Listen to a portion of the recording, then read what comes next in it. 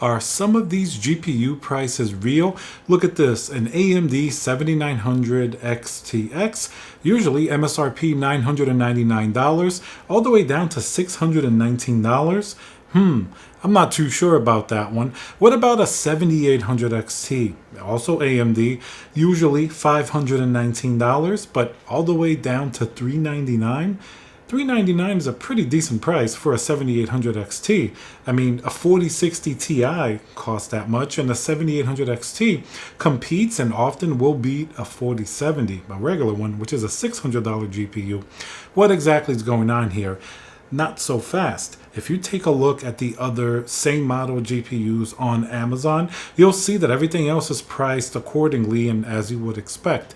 You have to be careful when you're looking at some of these prices. If I take a look at the actual seller, it seems like it's not coming from Amazon itself or either from a seller in the US. It seems like it's overseas, perhaps in China, as it looks like here that this particular seller.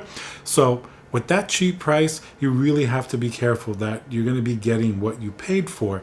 Obviously, Amazon typically does have a pretty good return policy, even if you're dealing with like third-party sellers, but still, it's a lot of lost time and frustration if something doesn't go right.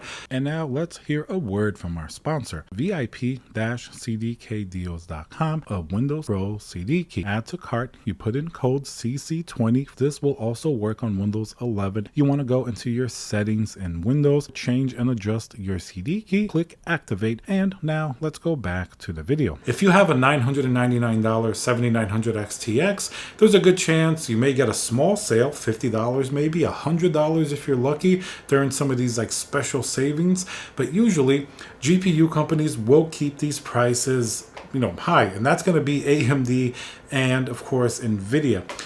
If you take a look at the NVIDIA GPUs, everything seems to be priced more or less as you would expect it, but once in a while it is common to see these things that may look like a scam. I don't know if this one is necessarily, but if you're taking off $300 a top-end GPU, maybe it's not a reference model, it's still an AMD 7900 XTX, that's still a pretty substantial discount. Now, I don't think any of us should probably test the theory if this is going to be a legit GPU or not. Who knows what you would get, but I would certainly be careful. And this seller also had only like 3 positive feedback. So this is a lesson in not looking for cheap GPUs. It's a lesson where a cheap GPU could actually be a big hassle.